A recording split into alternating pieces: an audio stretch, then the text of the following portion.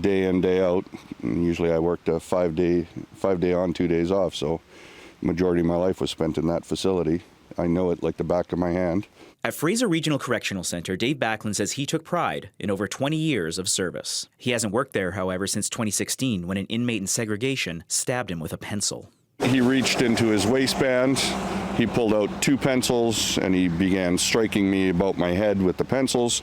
He struck me in the left-hand side of my head with one of the strikes. The attack resulted in debilitating PTSD and ended his career. Backeland has filed a human rights complaint against BC Corrections, alleging discrimination on grounds of mental disability.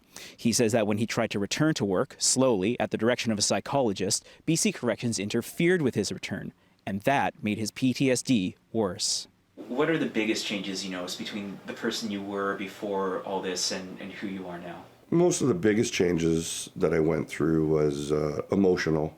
I would have emotional mood swings that would go from sadness to anger in a split second, where I would act out, and then within seconds I would break down emotionally and basically just cry and not understand what was happening. You just have to deal with what life has given you. And yeah, he has changed, but it doesn't make me love him any less or want to be around him any less. That has not changed. Having that strong person sitting beside you, yeah, I'm blessed and lucky every day. Backeland filed his complaint 2 years ago. He wanted a role in something like recruitment where he couldn't be attacked.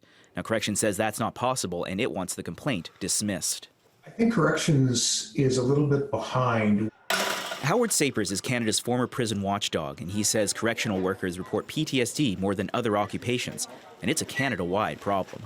As one correctional officer once told me, staff wellness is a lot more than having a pizza day at the end of the month. We need support. We need counseling. We need to be able to have respite. We need to be able to talk openly. PTSD not only harms workers, it makes jails worse at rehabilitating prisoners.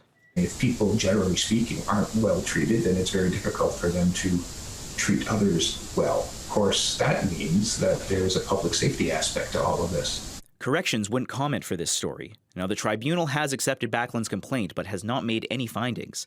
He expects to find out early next year if BC Corrections' attempt to dismiss it will succeed. Backeland wants more to be done for his former colleagues still on the job.